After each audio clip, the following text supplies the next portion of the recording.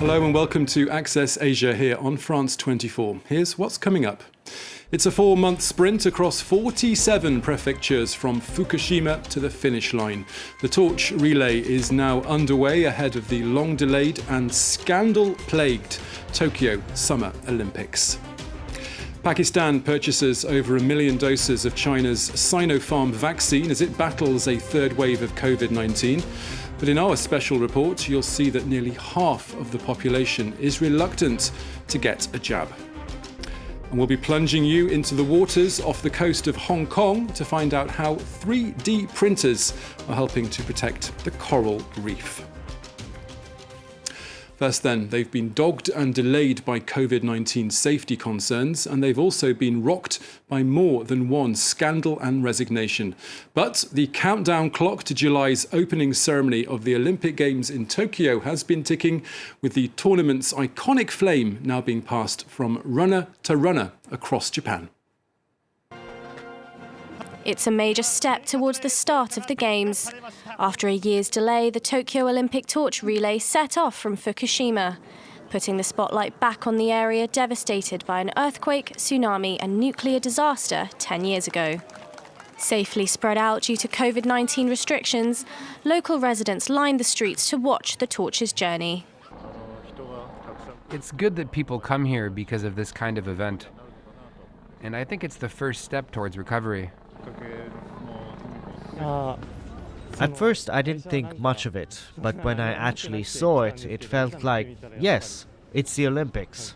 10 years ago, there was a nuclear accident, so it felt like I could really look forward to this. When you get to my age, you realise this is the last Tokyo Olympics, and it's here. A 121-day trip, the flame will crisscross throughout all of Japan's 47 prefectures before arriving in Tokyo for the opening ceremony on July 23rd.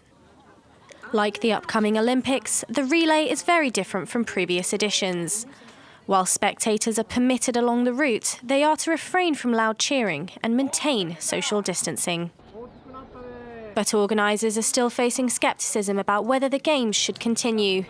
Polls so far are overwhelmingly negative, with about 80% of Japanese suggesting another delay or cancellation.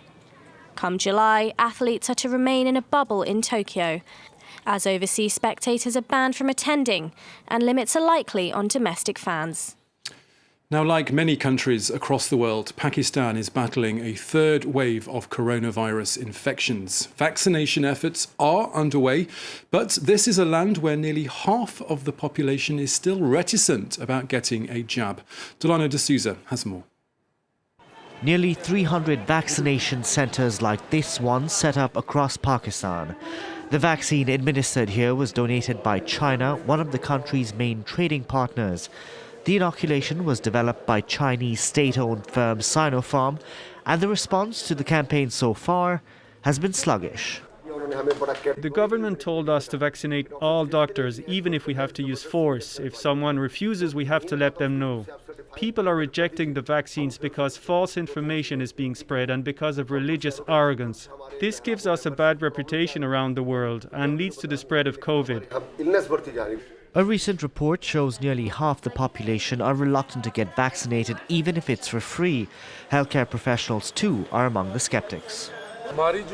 When the vaccination campaign began, the health minister said that this vaccine could have side effects and that everyone should take the vaccine at their own risk. After this statement, doctors and health workers began to worry. Myths are circulating that the vaccine can make you sterile or sick. There's a range of side effects that worries people. The number of cases surged in Pakistan after the government eased restrictions in late February. In this crowded market in Lahore, barely anyone wears a mask. If you believe in Allah, you don't have to be afraid of anything. I have not seen anyone get sick from this virus. I have no reason to be afraid. That's why I don't wear a mask. And I won't get the vaccine. While the government has relied on vaccine donations, it recently purchased 1 million inoculations from Sinopharm. Pakistan is also one of the first countries in the world to allow private imports of vaccines, a move that's likely to benefit the rich and fuel corruption. To South Korea now, where a new breed of media star has emerged recently. Often worshipped by youngsters, these new kids on the block are known as broadcast jockeys. But you'll need to open your laptop and log on to enjoy what these live streamers have to say, the music that they want to share, and the fun and games they want you to partake in. Emerald Maxwell reports. Aspiring K-pop stars draw regular crowds to Seoul's hip Hongdae district. But it's the audience online that count. Girl group Diana are among thousands of streamers competing for attention online in a community known in South Korea as broadcast jockeys. The dance troupe hosts their own live interactive channel, discussing daily life with thousands of fans on the Korean platform Africa TV. They post videos for more than 500,000 subscribers on YouTube. We started off doing performances and shows, and then we wondered how we could show our dancing to a wider audience. So we started live streaming on Africa TV and performing in Hongdae for YouTube videos.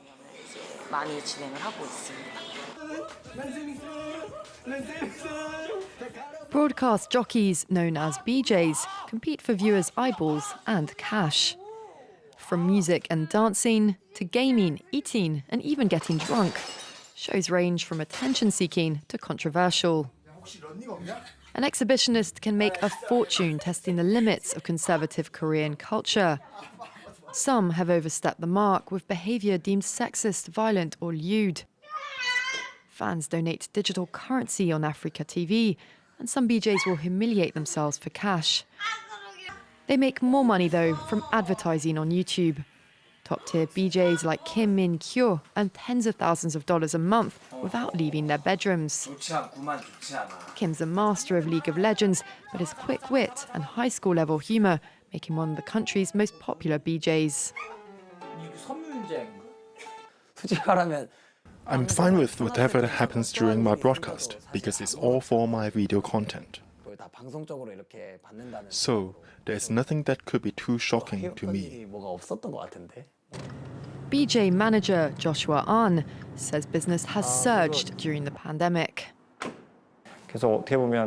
It would be weird to say that BJs should be thankful. It's sad that COVID-19 has happened, but it would be a lie to say that it hasn't helped BJs grow in terms of profit. New media platforms are a playground for the digital savvy, providing opportunities for the risque, the outrageous, or the talented.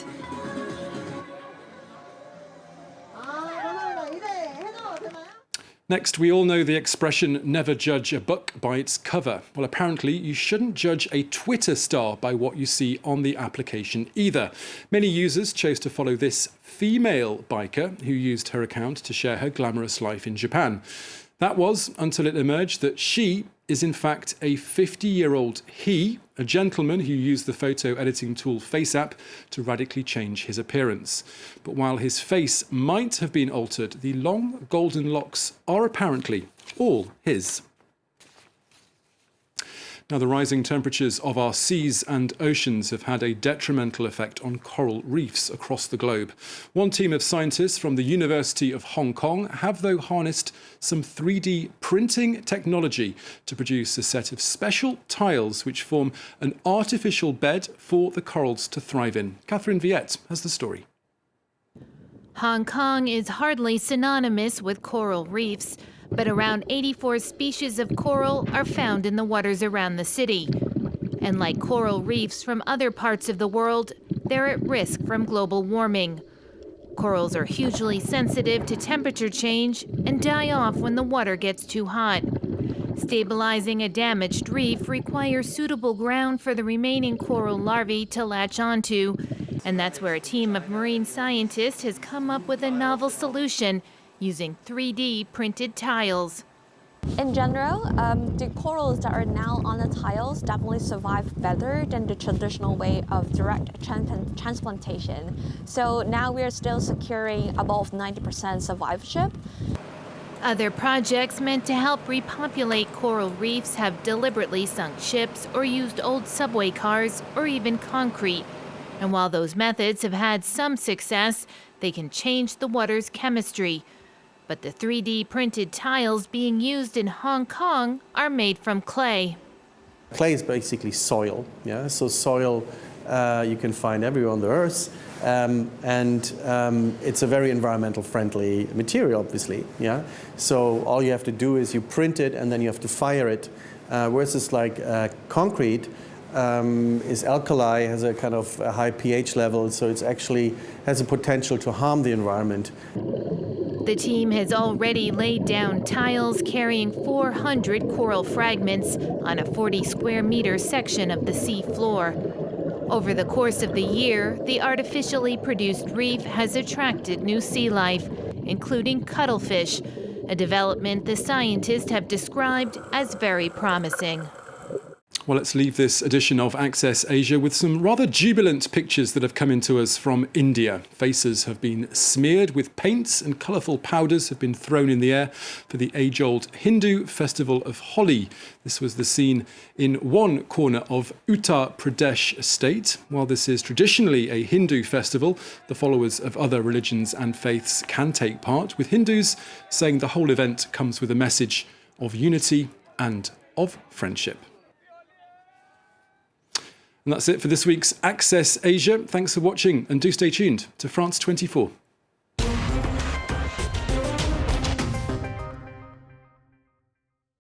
With storms increasingly strong and frequent, the French coastline is rapidly eroding. Entire cities and residents are on the front line. 1 person out of 10 lives on the coast, and the first victims already exist.